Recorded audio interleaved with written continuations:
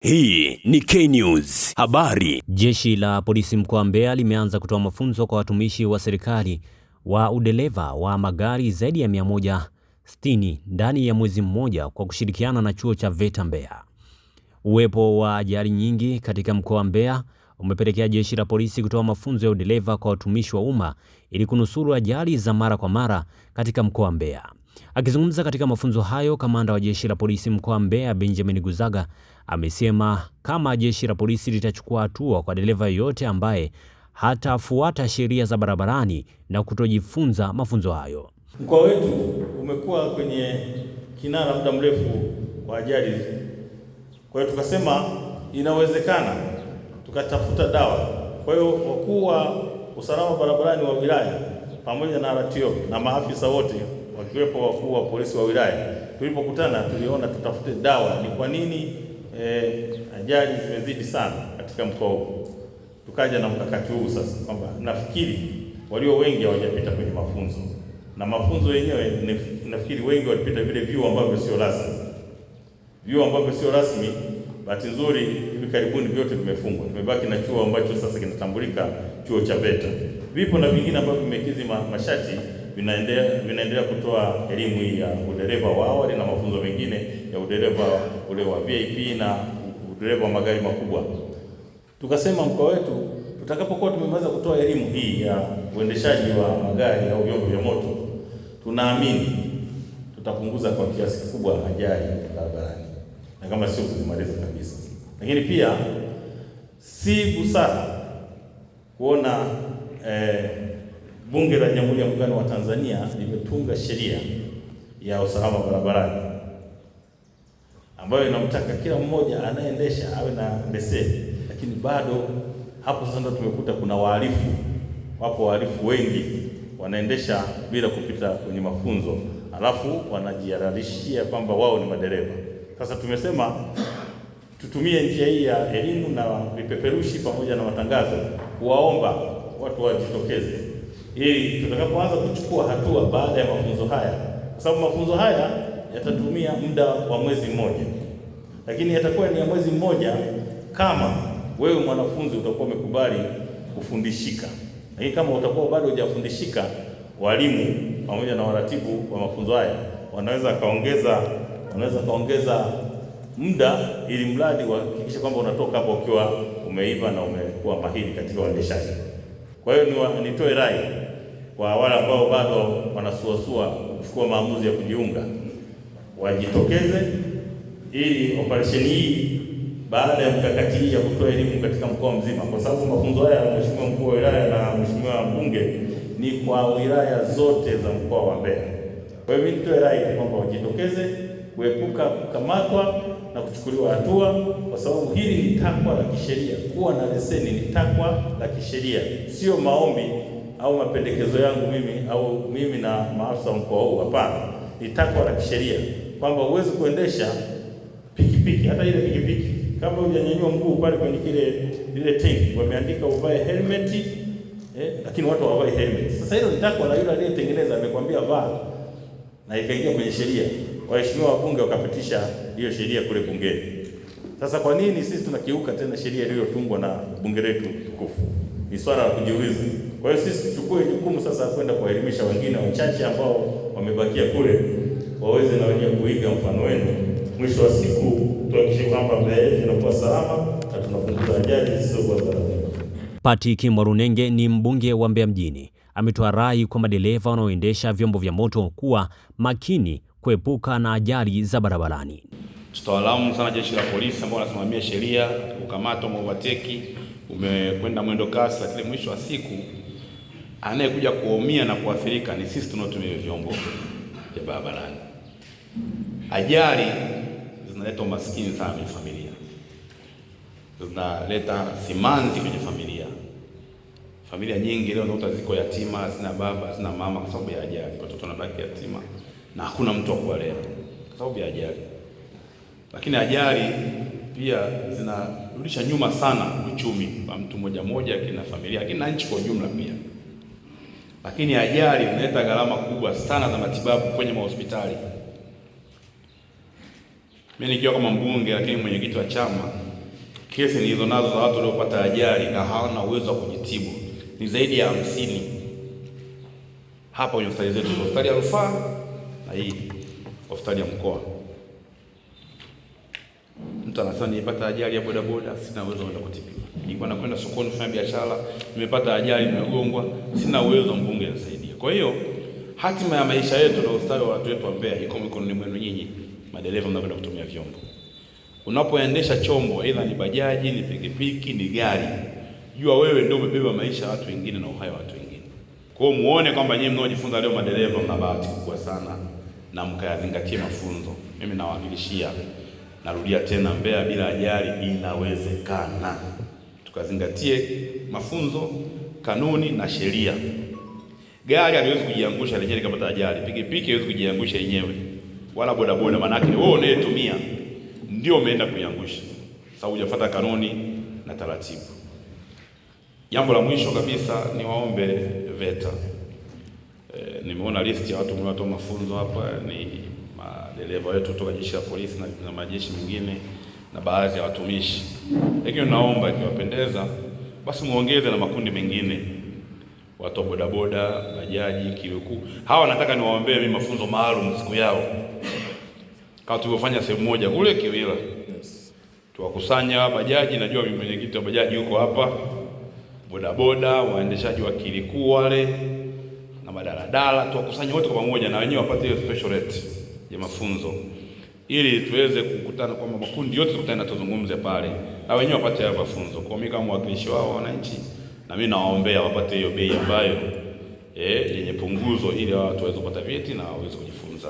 Kwa upande wa mkuu wa chuo cha VETA Asa Rashid ameipongeza serikali kwa hatua kubwa za kuendelea kutoa elimu ya mafunzo kwa madereva ili kuepusha ajali za mara kwa mara barabarani. Vyuo vya VETA Tanzania tuna vyuo zaidi ya 80. Chuo cha VETA mkoa wa Mbeya ikiwa ni mojawapo. Tumepewa jukumu hilo kuhakikisha kwamba kila Mtanzania anapata ujuzi kulingana na hitaji lake. Namshukuru sana rafiki yangu mkuu wa usalama barabarani mkoa wa Mbeya, alileta hili wazo la kutaka kuendesha mafunzo ya udereva kwa walinda usalama wa raia. Baada ya kunifikisha hilo wazo, na mimi nilikubali, lakini nikamwambia katika utekelezaji wake utakuwa ni mgumu sana kwa hapa chuo cha VETA mkoa wa Mbeya.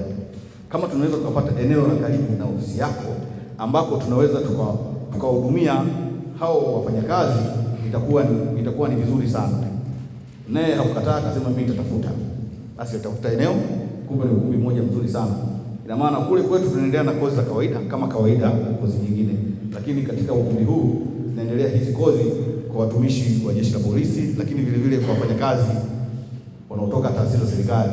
Tunawakaribisha sana katika ukumbi huu ili waweze kufanya nini? Kuendelea na mafunzo hayo. Ni sawa sawa naona kuja kule VETA, lakini kule VETA kumejaa sasa hivi.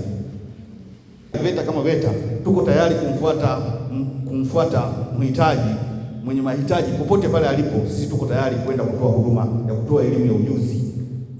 Sawa jamani? Sisi tuko tayari wakati wote na muda wote, tuko tayari kumfuata mteja mahali alipo, tukatoa elimu ya ujuzi.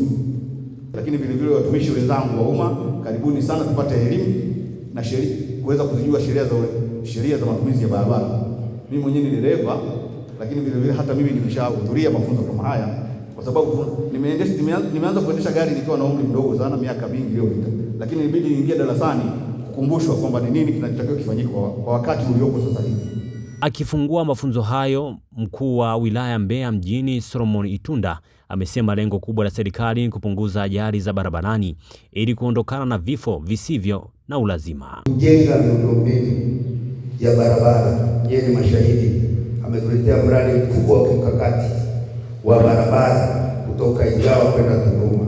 Lengo kubwa ni kupunguza foleni za barabarani katika jiji letu la Mbeya, lakini kubwa kuliko yote ni kuondoa kabisa ajali za barabarani katika jiji letu la Mbeya, lakini katika mkoa wetu wa Mbeya. Mradi ule unagharimu zaidi ya shilingi bilioni 183, lakini pia kuna barabara ya bypass ameshatuletea zaidi ya shilingi bilioni 27 fedha kwa ajili ya kulipa fidia kwa wananchi ambao wataathirika na ule mradi wa ujenzi wa barabara ya bypass. Kwa niaba ya Mheshimiwa Mkuu wa Mkoa, naomba nitumie nafasi hii kumshukuru na kumpongeza sana Rais wetu Daktari Samia Suluhu Hassan.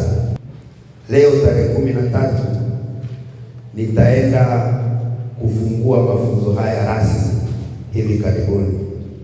Kwanza niwapongeze kwa maamuzi yenu. Maamuzi ya kujiunga na mafunzo haya si jambo rahisi hata kidogo. Mmeacha shughuli zenu, mmeacha majukumu yenu, lakini mmeamua kushirikiana na wenzenu kujiunga na mafunzo haya. Rai yangu kwenu, katika kipindi chote cha mwezi mzima muwe wasikivu. Mwanafunzi mzuri ni yule ambaye atakuwa au anakuwa msikivu kwa walimu wake pale anapofundishwa. Lakini pili, yale mtakayofundishwa mkayafanyie kazi. Tumeshuhudia wapo wanafunzi anafundishwa mwezi mzima, lakini anapotoka pale yote aliyofundishwa anaacha pale pale darasani.